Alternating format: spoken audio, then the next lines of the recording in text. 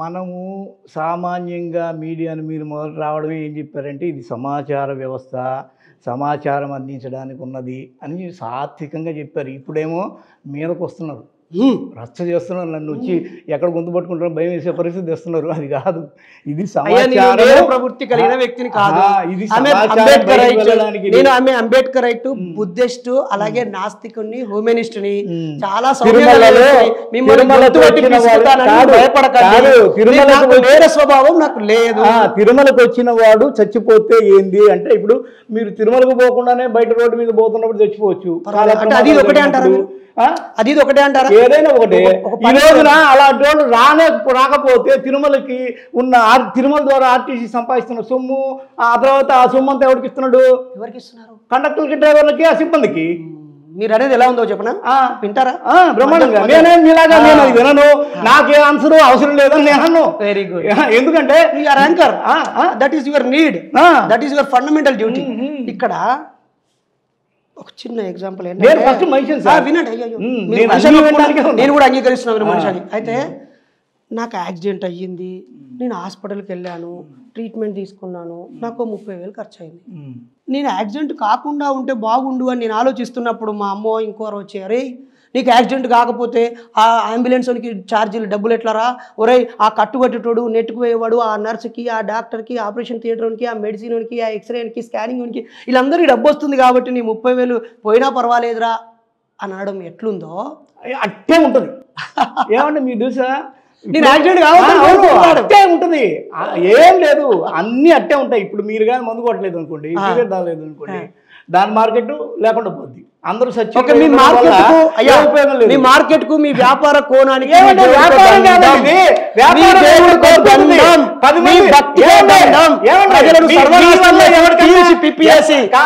నాస్తికత్వం వల్ల మీ వల్ల ఒక ఎంప్లాయ్మెంట్ చూపించి ఇవ్వండి. ఈ రోజున టీటీడీ ద్వారా కావచ్చు, అయ్యప్ప స్వామి దేవసం బోర్డు ద్వారా కావచ్చు, క్రిస్టియన్, ముస్లిం, మైనారిటీ సంబంధం లేకుండా అక్కడ షాపులు పెట్టుకుంటారు.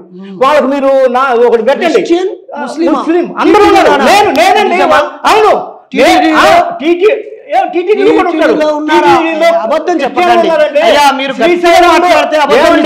అయ్యప్ప స్వామి రోడ్డు మీద మనం 80 కిలోమీటర్లు నడవాలి. చెప్పేదేనండి, 80 కిలోమీటర్లు నడుస్తున్నప్పుడు క్రిస్టియన్లు ఉంటారు, ముస్లింలు ఉంటారు, హిందువులు ఉంటారు. వాళ్ళ గడ్డం పెట్టుకొని వచ్చి ఆడు కూర్చొని ఏంది వ్యాపారం చేస్తాడు, సిరు వేసుకొని వచ్చి వ్యాపారం చేస్తాడు. ఎందుకంటే అట్లా అవుతారు, వాస్తవాలు అవి. మీరు అవి చూడరు కదా, అర్థం కావట్లేదు. ఇదే తిరుమల తిరుపతి దేవస్థానాల్లో క్రిస్టియన్ కూడా ఉన్నారు. అక్కడ ఎంటర్ అవుతూ ఉంటే తన కారుకి అంబేద్కర్ బొమ్మ ఉంటేనే చించేపిస్తే అక్కడ అయ్యా వినండి, చించేపిచ్చారు. అలాంటిది నువ్వు నాకు క్షమించండి, మీరు ఏకంగా క్రైస్తవులు ఉంటారు, ముస్లింలు ఉంటారు. నేను అయ్యప్ప స్వామి చెప్పాను, శ్రీశైలంలో కూడా ఉన్నారు, శ్రీశైలంలో ఉన్నారు, తిరుమలలో ఉన్నారు అన్యమతస్తులు. నేను ఇబ్బంది అయ్యా మీ ఛానల్ ద్వారా ఒకవేళ తిరుమల తిరుపతి దేవస్థానంలో కానీ, మక్కాలో కానీ, జెరూసలేంలో కానీ, శ్రీశైలంలో కానీ, ఇంకెక్కడైనా ఒక మత పుణ్యక్షేత్రం వద్ద ఇతర మతాలు వాళ్ళు కూడా వ్యాపారాలు చేసి సౌఖ్యంగా ఉంటే నేను వాళ్ళందరికీ అభినందనలు. అంత ఉన్నతంగా ఆలోచిస్తున్న వారికి నేను మద్దతు తెలియజేస్తున్నాను. నా బాధ వాళ్ళు లేరు అనో, ఉండొద్దు అనో, దోషమో కాదు, దేవుడి పేరుతో దోపిడీ ఉండొద్దు అని. దోపిడీ లేదు అంటే నేను అభినందిస్తున్నాను. మరి 1000 కోట్లు ఏడాదికి వచ్చినంత డబ్బులు అభినందించాలా? ఎక్కడికి పోతుంది? పేద ప్రజలని ఎక్కడికి పోతుందండి? అక్కడ భోజనాలు పెడుతున్నారు, చదువులు చెప్పిస్తున్నారు, కంటి ఆపరేషన్ చేస్తున్నారు, అక్కడ గుండె ఆపరేషన్ చేస్తున్నారు, ఎస్యూ యూనివర్సిటీ ఉంది, ఇన్ని వ్యవస్థలు ఉన్నాయి. ఒకసారి మీరు ధర్మస్థలాన్ని, కర్ణాటకలో ఒక పుణ్యక్షేత్రం ఉంటుంది, ఇక్కడ పోయి ఇక్కడ చూస్తే తలకాయ ఇటు ఎత్తుకుని చూడాలి, అన్ని ట్రస్టులు ఉంటాయి. ఆ డబ్బంతా ఎక్కడికి పోతుంది? అయ్యా నేను ఇన్ని ట్రస్టులు ఉన్నా, మరి నాస్తికుల ద్వారా ఒక ట్రస్ట్ పెట్టి కొన్ని వందల వేల మంది, లక్షల మందికి కూడి పెట్టామని, ఉద్యోగాలు ఇచ్చామని చెప్పండి సార్. మీరు చెప్తాను, దానికి ఆన్సర్ నువ్వు అడిగిన మీరు అడిగిన ఏ ప్రశ్నకు కూడా నేను దాటవేయడమో తప్పించుకోవడమో ఎంట్రుకంతా కూడా చెయ్యాలి. ఓకే, అదే ఆదిగారి క్వశ్చన్ ఏంటి అంటే, సరే మీరు నాస్తికులు, ఆస్తికత్వాన్ని మీరు బిలీవ్ చేయరు, అది మీ ఒపీనియన్ కాదనట్లేదు, కానీ మీరు ఏదైతే ఈ నాస్తికత్వానికి సంబంధించి మాట్లాడుతున్నారో ఆస్తికత్వం వల్ల అది మీరు అన్నట్టు అది క్రిస్టియన్ కావచ్చు, ముస్లిం కావచ్చు, హిందూ కావచ్చు, వీళ్ళందరూ డబ్బులు ఇవ్వటం ద్వారానో, అది భక్తి ద్వారానో, ఇష్టం ద్వారానో, మీరన్నట్టు పోని భయపడో ఏదో రకంగా అది కూడా ఒప్పుకుందాం సరే, మీరన్న పాయింట్ ని కూడా కన్సిడర్ చేద్దాం. ఏ రకంగా అయినా అక్కడ ఒక ఫండ్ అన్నది వస్తుంది, ఒక మార్కెట్ అన్నది క్రియేట్ అవుతుంది. దీని ద్వారా వేరే పేద ప్రజలకు కావచ్చు, అన్నదానాలు అదే తప్పండి మీరు ఎంతమంది చెప్పాల్సిన చెప్పండి, ఆపరేషన్ల ద్వారా కావచ్చు, ఇలా అన్ని రకాలుగా కూడా సహాయం అయితే అందుతోంది వేరే వాళ్ళకి. నాస్తికత్వం ద్వారా ఏంటి ప్రయోజనం, దాని ద్వారా ఏంటి, ఎవరికి ₹1 లాభం వస్తుంది ఇక్కడ? దీన్ని నమ్ముకొని అయితే ఇంతమంది, మీరు అవునన్నా కాదని ఒప్పుకున్నా కాకుండా ఇంతమంది అయితే బాగుపడడం జరుగుతుంది కదా అన్నది ఒక స్ట్రైట్ క్వశ్చన్.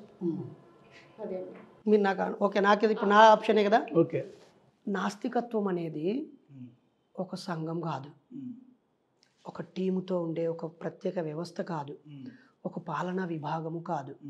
ఈ సమాజంలో అక్షరాస్యత అంటే విద్యా వ్యవస్థ, ఆరోగ్యం అంటే వైద్య వ్యవస్థ, లేదా న్యాయ వ్యవస్థ అంటే ఒక జ్యుడిషియల్ సిస్టము. ఇలా ఈ సమాజాన్ని నడిపించడానికి, ఉమ్మడి అవసరాలు తీర్చడానికి, ఈ సమాజ సమస్యలు పరిష్కరించడానికి ఒక ప్రత్యేక వ్యవస్థలు, అది సోషల్ ఇన్స్టిట్యూషన్స్ ఉన్నాయి. బాల కార్మికులు ఉంటే దాని నిర్మూలనకు ఒక వ్యవస్థ, పేదరికం ఉంటే నిర్మూలనకు ఒక వ్యవస్థ, కాలుష్యం ఉంటే దాని మీద ఒక బోర్డు, ఫుడ్కు సంబంధించి ఫుడ్ ఇన్స్పెక్టర్లు, వెహికల్ సంబంధించి, ఇలా ఈ సమాజం ఉమ్మడి అవసరాల కోసం ఒక వ్యవస్థను తయారు చేసుకున్నాం. ఆ వ్యవస్థలు అన్నిట్లో భక్తులు ఉన్నారు, నాస్తికులు ఉన్నారు. నాస్తికులు అంటే ఒక సపరేట్ రాష్ట్రమో, ఒక జిల్లానో, ఒక ఊరో, ఒక ప్రాంతమో, ఒక కంపెనీయో, ఒక సంఘమో, లేదా వీళ్ళందరూ కలిసి ఒక వ్యవస్థని సమాజానికి ఇవ్వడం కాదు.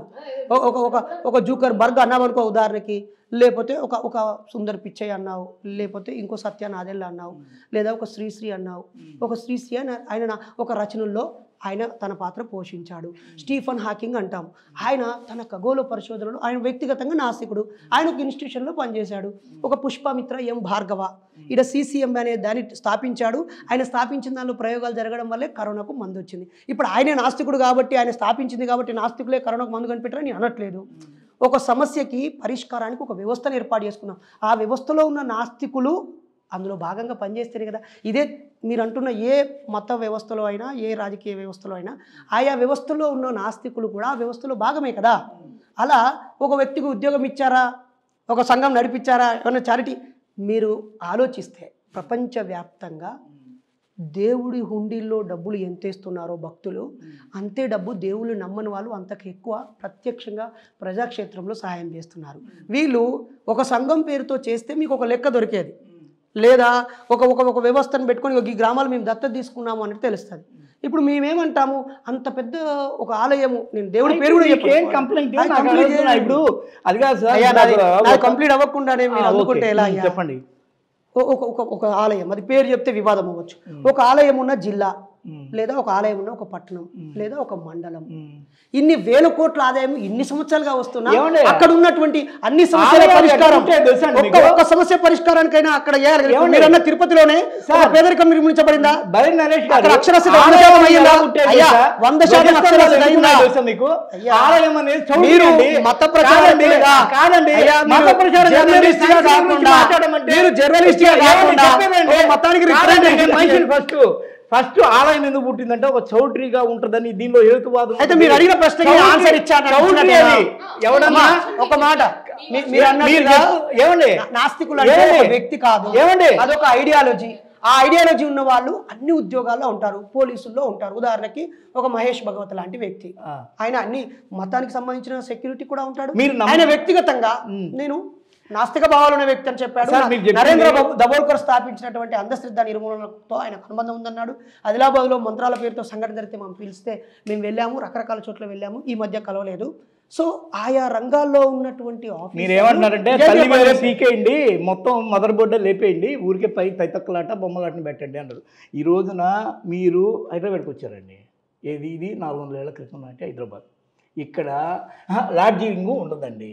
అక్కడ ఏం చేసేవాళ్ళు అంటే ఒక గుడి కడతారు, ఆ గుడిలో అందరూ కలిసి కమ్యూనిటీ హాల్ లాగా వాడుకొని, మీలాంటి ఎవరన్నా ఒక బాటసార్లు వచ్చినప్పుడు అక్కడ పడుకోవడానికి దాని ముందు ధ్వజస్తంభం ఉంటుంది. ఈ ధ్వజస్తంభం ఎందుకు అంటే అక్కడ ఉందిరా నాయన నేను ఈరోజు బస్ చేయడానికి అవకాశం అని చెప్పి వాడికి కనిపించడానికి పెట్టినట్టుగానే మనకి ఇప్పుడు ఎత్తైన బిల్డింగ్లు ధ్వజస్తంభం తీసేయచ్చు కదా. తీసేయచ్చు, అవునండి. కానీ ఆ రోజున అవునండి, ఈ రోజున మనము చూడండి చాలామంది పేర్లు ఫలానా నక్షత్రం ప్రకారం పెట్టుకోవట్లా. ఎందుకంటే ఆల్రెడీ బర్త్ సర్టిఫికేట్ ఇచ్చేస్తున్నాడు. ఆ రోజున ఎందుకు బర్త్ సర్టిఫికేట్ లేకపోయేది, వీడు ఎప్పుడు ఎక్కడ ఎలా పుట్టాడని చెప్పడానికి ఒక సింబాలిక్ అది. ఈరోజు అవసరం లేదని చెప్తున్నారు జ్యోతిష్ కూడా సంస్కరణవాది లేదు అని చెప్తున్నారు. ఏమని, మాకు అక్కర్లేదు, మీ ఇష్టం వచ్చిన పేరు పెట్టుకుంటాం. అప్పుడు ఎందుకు పెట్టారంటే వీడు ఇప్పుడు ఇక్కడ ఇలా పుట్టుంటాడు ఈ నక్షత్రంలో అంటే దాని కాలమానాన్ని చెప్పడం కోసం పెట్టింది అది. ఈ రోజున బర్త్ సర్టిఫికేట్ పుట్టిన వెంటనే ఇస్తున్నారు కాబట్టి అవసరంలే, అంతే, తిరుగులేదు దానిలో. ఎందుకంటే నేను 1వ తరగతిలో పలక మీద దిద్దానండి. ఈ రోజు నేను చేస్తున్నా నోటితో నా ఇష్టం వచ్చిన. ఇప్పుడు ఇవన్నీ నేను పుస్తకంలో ఉన్న చదవట్లేదు, మీతో మాట్లాడింది నోటికి వచ్చి చెప్తాను. మీరు కూడా అంతే కదా, మనం ఎదుగుదల క్రమంలో ఇవి ఇట్లా పరిణామ క్రమం చెందుతాం మనం. మీరు అన్నారు ఇందాక నన్ను పందేని, అవును, ఎస్, దశావతారాలు చెప్పేదే జీవ పరిణామ క్రమం, దాన్నే డార్విన్ చెప్పాడు. అవునా? అంతే, అందుకే తీసేస్తున్నారా డార్విన్ సిద్ధాంతం? అవును, దాని మీద మీరు మాట్లాడే దశావతారాలే చదువుకుందామా? ఎందుకు చదవద్దు? అంటే మీరేం చేస్తున్నారంటే ఒక నమ్మకం అనే దాన్ని నేను అబాసుపాలు చేస్తాను, నేను దానిలోంచి వచ్చినా సరే. ఇందాక మీరేదో రాసుకున్నారు ఇక్కడ, సనాతన ధర్మాన్ని మీరు ఎందుకు పాటించరు అని నన్ను అడగొచ్చు, మీరు ఇబ్బంది లేదు అని. మీరు అంటే మదర్ బోర్డ్నే, తల్లినే, అక్కడ ఉన్న ఆ పాత దీనిలోంచే మనం బయటపడటం. మనది మాన్యువల్, ఆ మాన్యువల్లోంచి బయటపడిపోయి మనం ఈరోజు ఆటోమేటిక్ అయిపోదాం. మాన్యువల్ మా అమ్మ పనికి మాలింది అని నేను చెప్పుకోవడానికి సిద్ధపడుతున్నాను. మీరు మీ అమ్మని పనికి మాలింది అంటే నా అభ్యంతరం చెప్తాను నేను. మీరు అంటున్నారంటే ఏమీ లేనప్పుడు పలకా బల్పమే. మీరు చదివిన చదువులో మీ సభ్యత, మీ సంస్కారం, మీ కన్న తల్లిని పనికి మాలిన అని అనొచ్చేమో, కానీ నేనైతే అన్నాను. మీరు అనరు, దానిలో మీకు సర్టిఫికేట్ కావాలంటే ఇంత పెద్ద ఇస్తాను నేను, కానీ మీరు అన్నారు అనకుండా. ఏమంటున్నారంటే ఆ రోజు ఉన్నది ఆ మదర్ బోర్డ్, అది మనం ఆ దాని మీద ఆధారంగా తీసుకొని నిర్మించుకున్నదే. Okay, done. కవి అనేవాడు ముందు ఊహించకుండా సైంటిస్ట్ అనేవాడు దాన్ని ఊహలో తీసుకోలేడు. బ్రహ్మాస్త్రం లేకపోతే అణుబాంబు లేదు. ఇది నేను చెప్పింది కాదు. ఏంటి బ్రహ్మాస్త్రం లేకపోతే అనే ఊహ లేకపోతే, ఈ బ్రహ్మాస్త్రం అనే పదం అణుబాంబు కనిపెట్టిన దేశంలో ప్రచారం ఉందా? ఆ పదం ఉంది.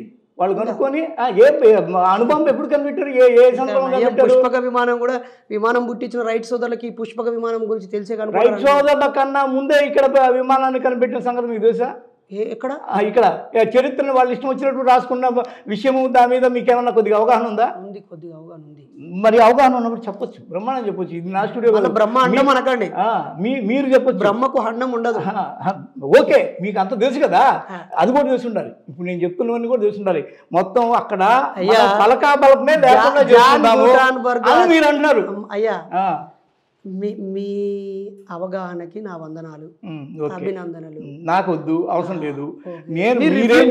చెప్పండి. మీరు రిఫ్యూజ్ చేయడం మీ హక్కు, నా భావాన్ని వ్యక్తం చేయడం నా హక్కు, that is your right. So మీరు అలాంటి వ్యవస్థ వద్దు అంటుంటే ఆ రోజుల్లో ఏర్పడ్డాయి ఆ తల్లి పేర్లు, అట్లా ఏర్పడ్డాయి. మేము పెట్టాలి. మరి ఎందుకు మార్పుకు ఇప్పుడు మీరు యాక్సెప్ట్ చేస్తున్నారు మారవాలని? మరి మార్పు కోసం ఎవరు పనిచేస్తున్నారు? మార్పు మీరు నేను ఎత్తుపోయి ముందు నెట్టితే కాదండి. చెప్పండి, జీవ పరిణామ క్రమం అలా అవుద్ది. ఈ రోజున ఒక పురుగులోంచి, పుట్టులోంచి, జీవంలోంచి మనిషి అట్ట ఎదిగాడు.